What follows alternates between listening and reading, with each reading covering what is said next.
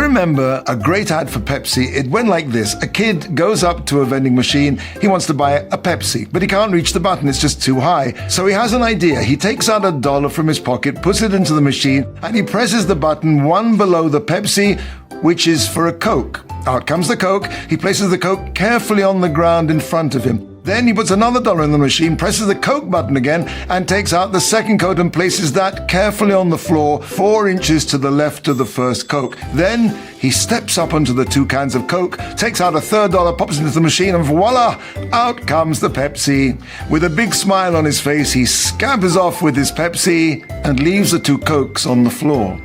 Great ad. But just think a second. Picture someone looking at all this from the side. That guy would think, are you crazy? You're leaving 2 Cokes on the floor for a Pepsi. You're stepping on the Coke for a Pepsi. Hello?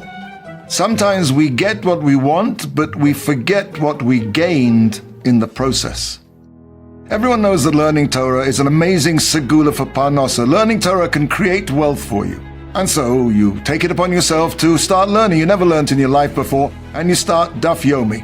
And you finish Shas, and you go to the Siyam Shas, and you hear all these great stories of how learning has led to financial success, to a great livelihood. Wow, I can't wait for that money to start rolling in. You're using the Coke to get the Pepsi, but you forgot the Coke.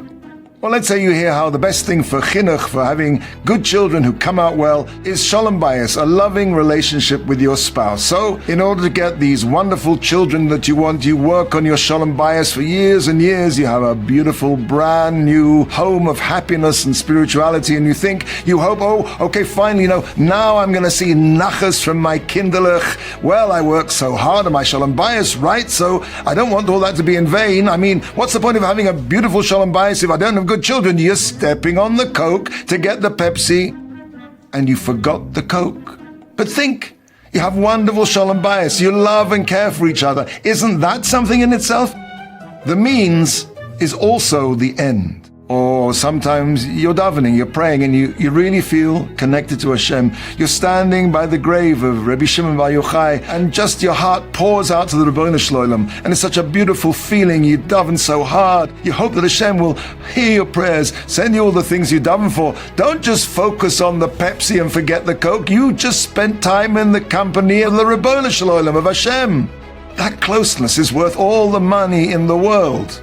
Really. That closeness is worth much more than what you're davening for. Now, don't get me wrong, good kids, a wonderful parnasa, that's wonderful. But don't miss out on what the journey brought you. Shalom bayis, Torah, closeness to Hashem. And it's the same thing with Shmiras Einayim. It's true, the Shomer Emunim says that when you turn away from looking at something inappropriate, you can write your own ticket in Shemayim. You need a refuah, somebody's ill, you've got it. You need shalom bayis, you've got it. Nachas from the children, parnasa, you've got it. But don't forget the 2 Cokes. You just had a moment of closeness with Hashem that's more than any reward in Olam Hazeh.